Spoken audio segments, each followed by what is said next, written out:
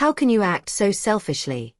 My father yelled, his face turning red while he walked back and forth in the living room of their holiday home at Bear Lake.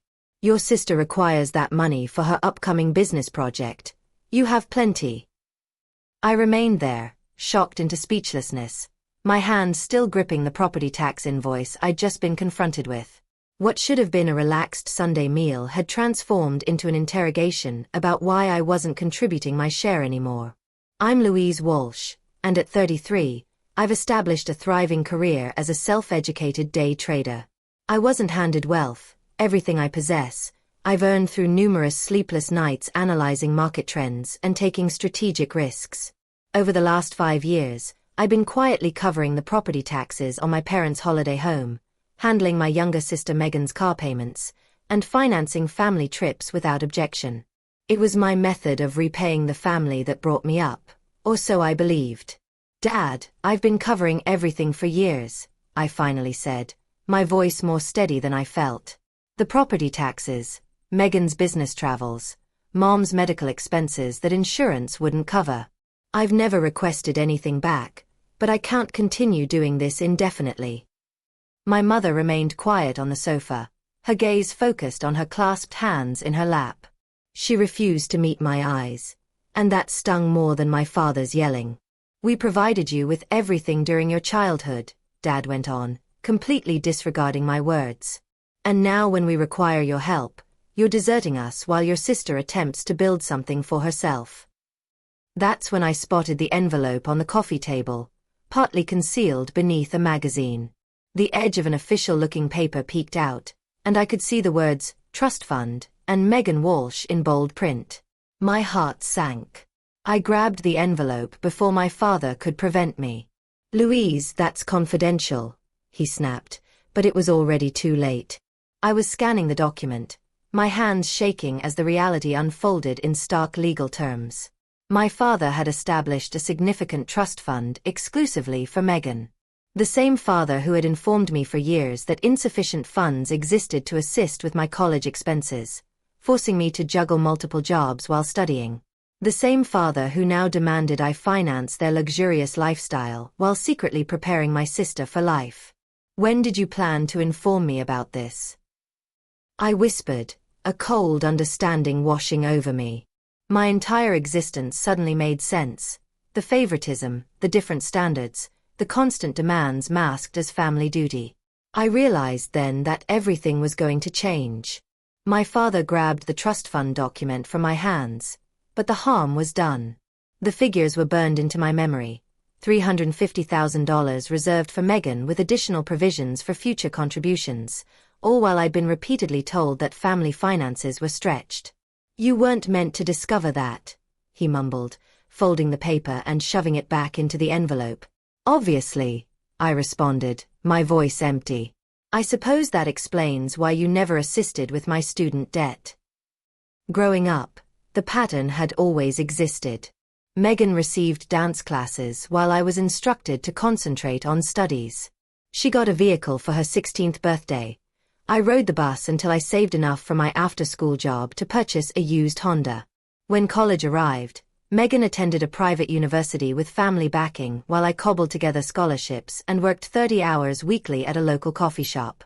I'd always attributed it to shifting financial situations or different parenting methods. I never wanted to accept what was now obvious. My parents simply valued Megan more. Sweetheart, my mother finally spoke, her voice gentle in that soothing way I now recognized as manipulation. Your sister requires more assistance than you do. You've always been so self-reliant, so capable. We're proud of how successfully you've managed on your own. The warped reasoning left me breathless.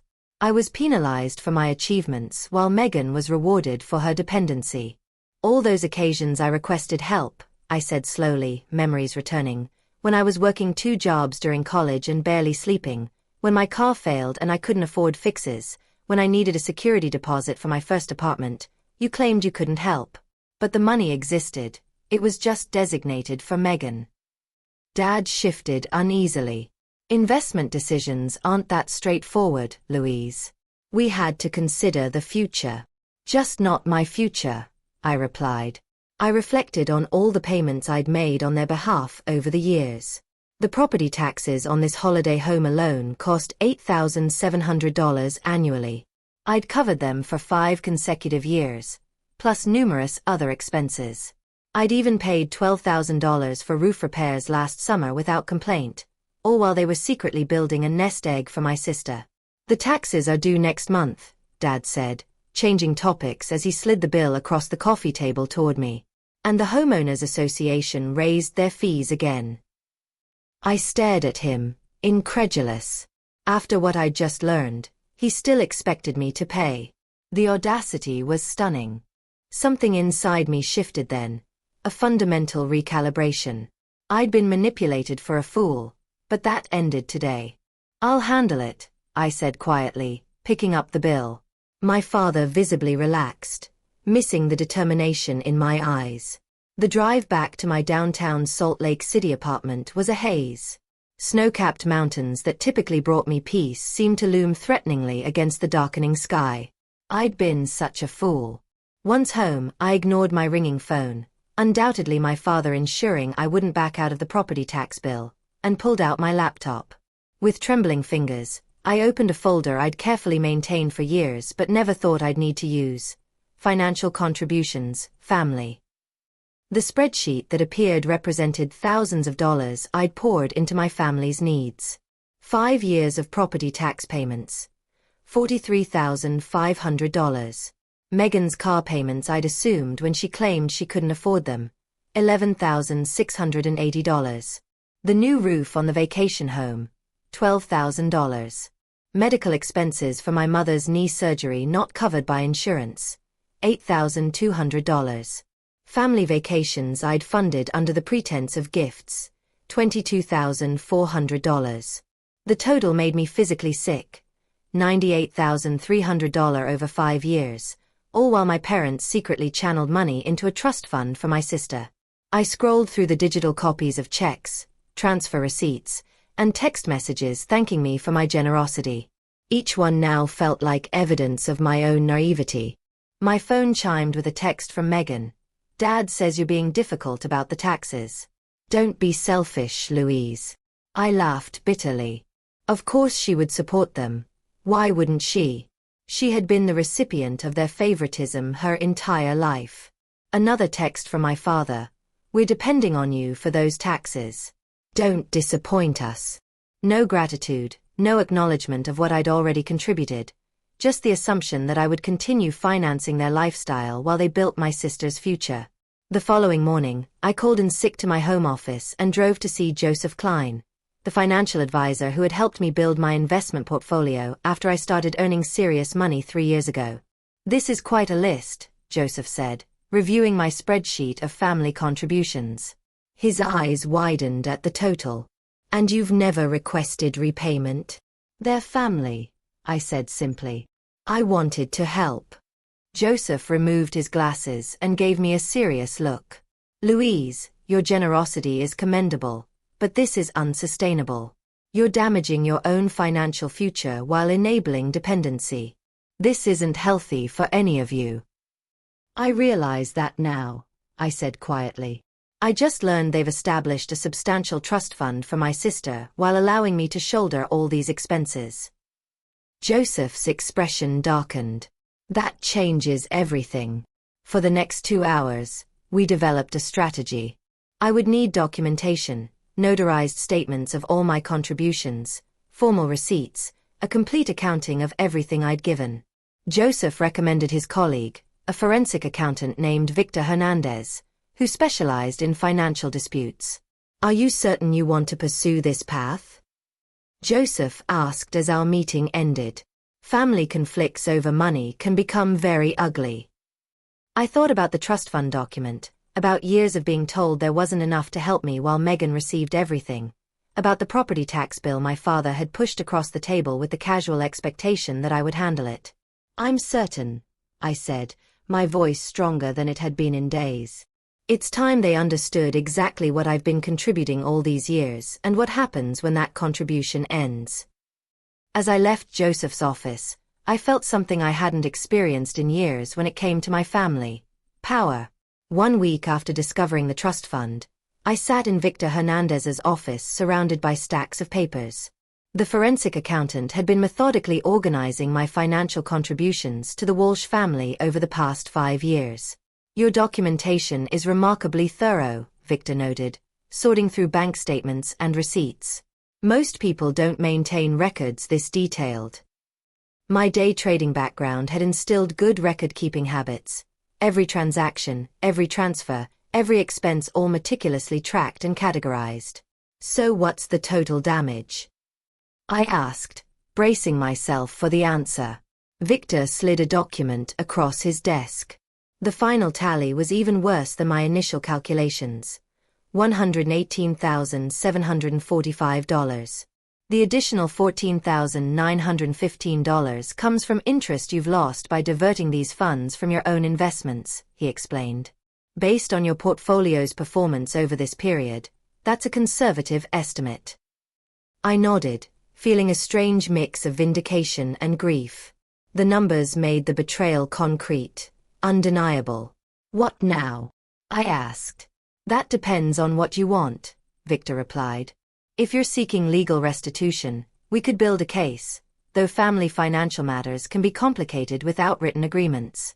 If you're simply documenting this for your own closure or as leverage in family discussions, we can prepare a comprehensive financial statement. The second option, I said. For now. As Victor prepared the documentation, my phone buzzed with text messages. Dad, haven't received the tax payment yet. Due date is approaching. Megan, Dad says you're being difficult about money after all they've done for you. Really, Louise? I silenced my phone without responding. Let them wonder. 3 days later, I received a notarized financial statement from Victor's office. The document detailed every cent I'd contributed to my family over the past 5 years, categorized by recipient, purpose, and date. It included a calculation of lost investment opportunity and a statement from Joseph Klein verifying the legitimacy of the analysis. That same evening, I received a call from my mother. Louise, your father is concerned about the property tax payment, she began, her voice carefully modulated to hide any tension. The due date is next week.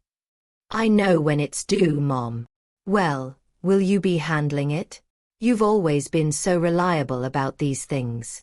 The casual assumption in her voice ignited something in me. 5 years of payments without a single thank you. 5 years of giving while they secretly built my sister's nest egg. Not this time, I said quietly. A long pause. What do you mean? I'm not paying the property taxes anymore, or any other family expenses. But we're counting on you. Her voice had a frantic edge now. The money is already allocated elsewhere.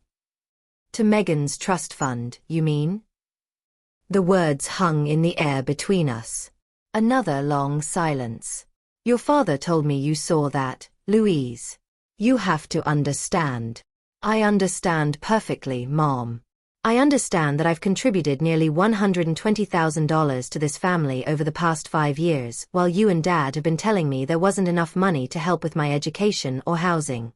I understand that I've been financing your lifestyle while you've been securing Megan's future. That's not fair, she protested weakly. No, it's not, I agreed. And I'm done with it. I ended the call and turned my phone off completely, knowing the real storm was yet to come.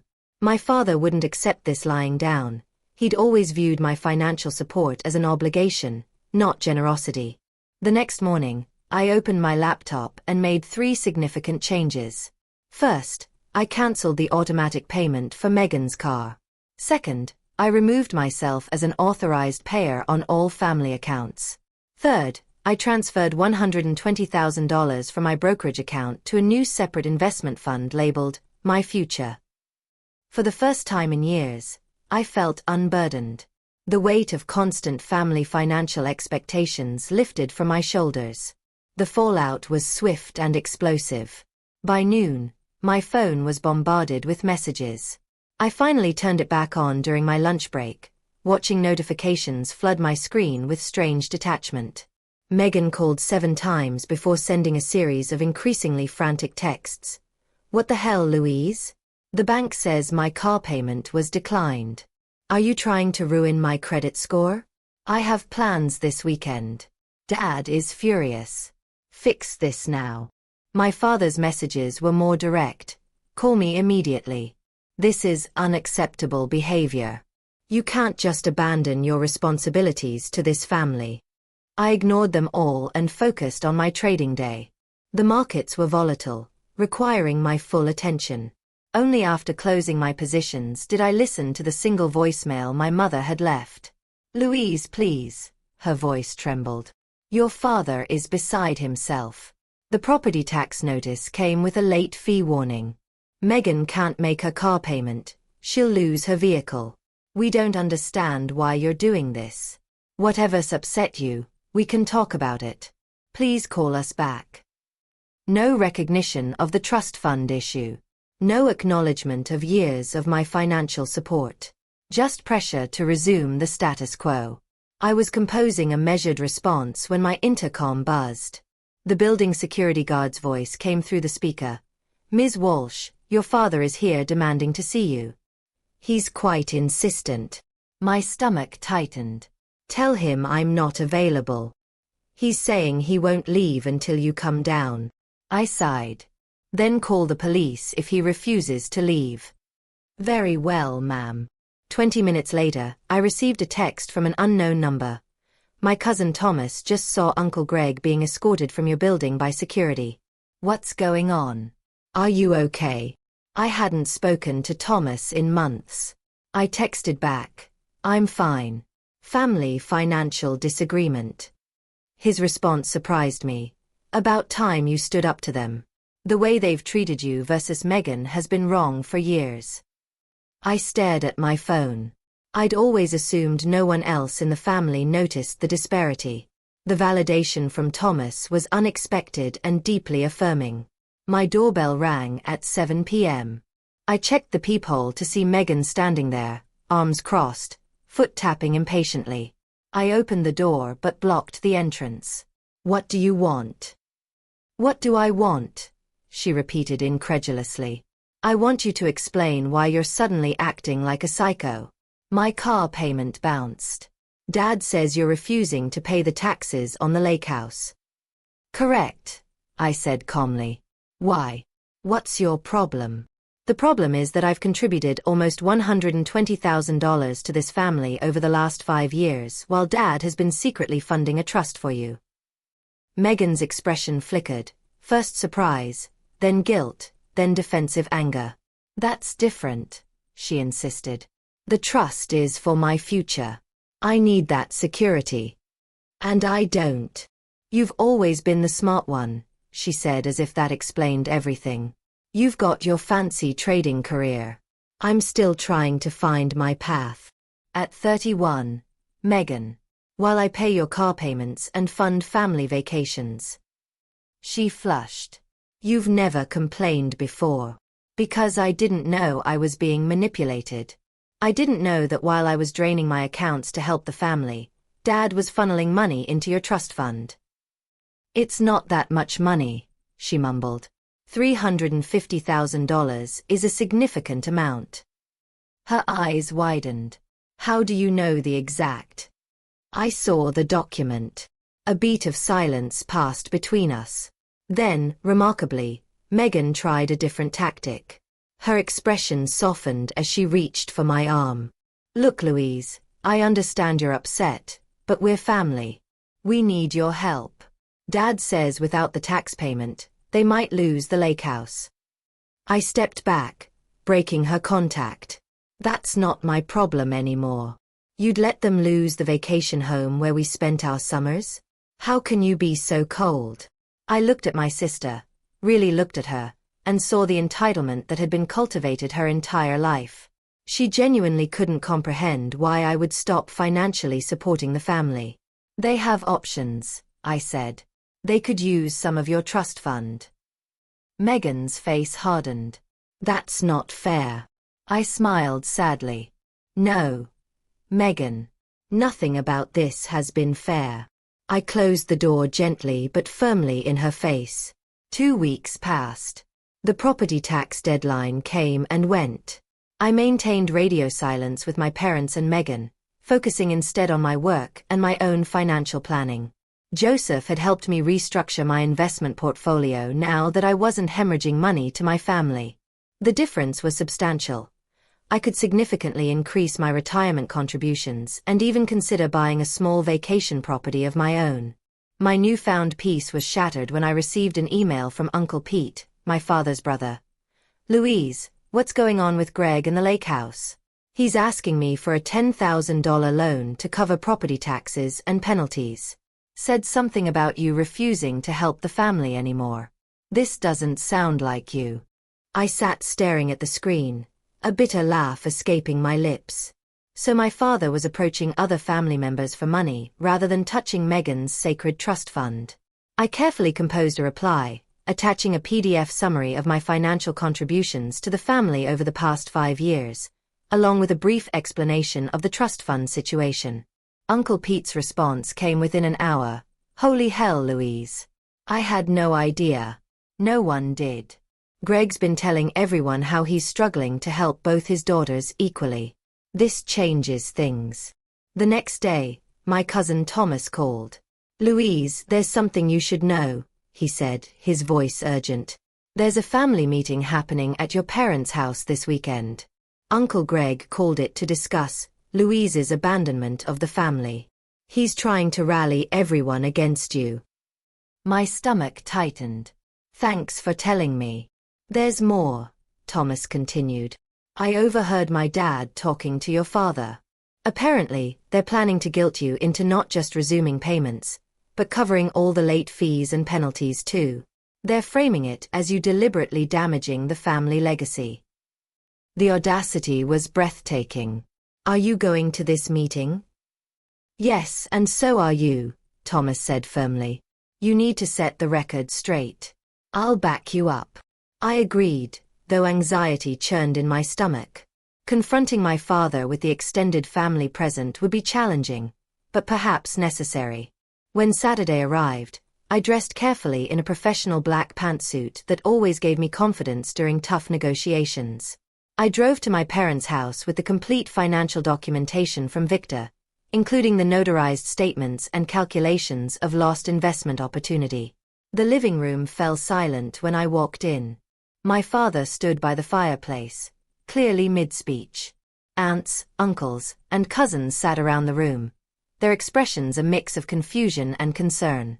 Megan sat beside our mother on the sofa, both looking uncomfortable. "Louise," my father recovered quickly, "I'm glad you decided to join us. We were just discussing the family vacation home situation." "I'm sure you were," I replied evenly, setting my briefcase on the coffee table. "And I'm sure you provided everyone with all the relevant financial information." His eyes narrowed. "We're discussing your refusal to meet family obligations." "Interesting," I opened my briefcase, "because I have 5 years of financial records showing over $118,000 in family obligations I've already met, money that apparently wasn't available to help with my education or housing, but was somehow available for Megan's trust fund." A ripple of murmurs spread through the room. My Aunt Catherine, always direct, spoke up. "What trust fund?" I looked at my father, giving him the opportunity to answer. When he remained silent, I passed copies of the summary document to everyone in the room. "For the past 5 years, I've paid the property taxes on the lake house, covered Megan's car payments, funded family vacations, and more, totaling nearly $120,000. During the same period, my parents established a $350,000 trust fund exclusively for my sister." The room erupted in overlapping voices. My father's face flushed deep red. "These are private family matters," he thundered. "Exactly," Uncle Pete interjected, standing up. "Family matters. And in this family, we should treat our children equally." I hadn't expected this level of support. As the room divided into heated discussions, my father's gaze locked with mine. In his eyes, I saw something I'd never witnessed before. Fear. The fear of exposure, of his carefully constructed narrative crumbling. And behind that fear, something even more unexpected: respect. The family meeting ended with my father storming out and my mother tearfully following him. Megan sat frozen on the couch, avoiding eye contact with everyone. The rest of the family lingered, processing the revelations. "I had no idea it was this bad," Aunt Catherine said, studying the financial documentation. "Greg always portrayed you as the successful one who didn't need help."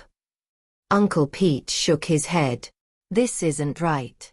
The lake house has been part of our extended family memories for years. If you've been paying those taxes all this time, you should have some ownership stake." I hadn't considered this angle. The vacation property was titled solely in my parents' names, despite my significant financial investment in it. "I don't want the house," I explained. "I just want them to recognize the unfairness of the situation." Thomas placed a hand on my shoulder. "Recognition isn't enough, Louise. There should be consequences." 3 days after the family meeting, my phone lit up with a text from my father. No apology, no acknowledgement of wrongdoing, just 4 terse words: "The property taxes are due." I stared at the message, incredulous at his audacity. After everything that had been revealed, he was still treating me like his personal ATM. That evening, I received an unexpected call from my mother. "Louise," her voice was hesitant, "your father isn't handling this well. The lake house means everything to him. More than treating his daughters equally?" I asked. Her silence was telling. "Mom, I've contributed nearly $120,000 to this family. Dad created a $350,000 trust fund for Megan without ever offering me similar support. The disparity is glaring." "I know," she admitted quietly. "I've always known it wasn't right, but your father makes the financial decisions." "I understand," I finished for her. "But this is where it stops." The next morning, I texted my father back with a single attachment: a photograph of the complete notarized financial record of my contributions over the past 5 years, with the total circled in red. No message was necessary. The documentation spoke for itself. An hour after sending the photo, my phone rang. I expected my father's angry voice, but instead heard Megan's. "Louise," she sounded shaken. "Dad just showed me all the documentation you sent. Is it really that much? Over $118,000. "Yes, it is," I confirmed. "Every penny documented and verified by a forensic accountant." There was a long pause. "I had no idea," she said finally. "Dad always told me you were helping a little here and there because you had extra money. He never said you were covering major expenses while he was building my trust fund." Her voice cracked on the last words. For the first time, I heard genuine remorse from my sister. "Louise, I don't know what to say. I feel terrible." "It's not entirely your fault," I conceded. "Dad created the situation. But I benefited from it," she said, "and I never questioned it. I just assumed I deserved the help." Another long pause followed. Then Megan surprised me. "I'm going to fix this," she declared. "It's not right." Before I could ask what she meant, she hung up. The next day, I received formal documentation from my father's attorney. The property taxes on the lake house had been paid in full, along with a legally binding amendment to the ownership. I now owned a 25% stake in the property. Attached was a note from the lawyer explaining that Megan had insisted on using funds from her trust to cover the taxes and legal fees for the ownership transfer. My phone buzzed with a text from my father. This wasn't necessary. Family helps family.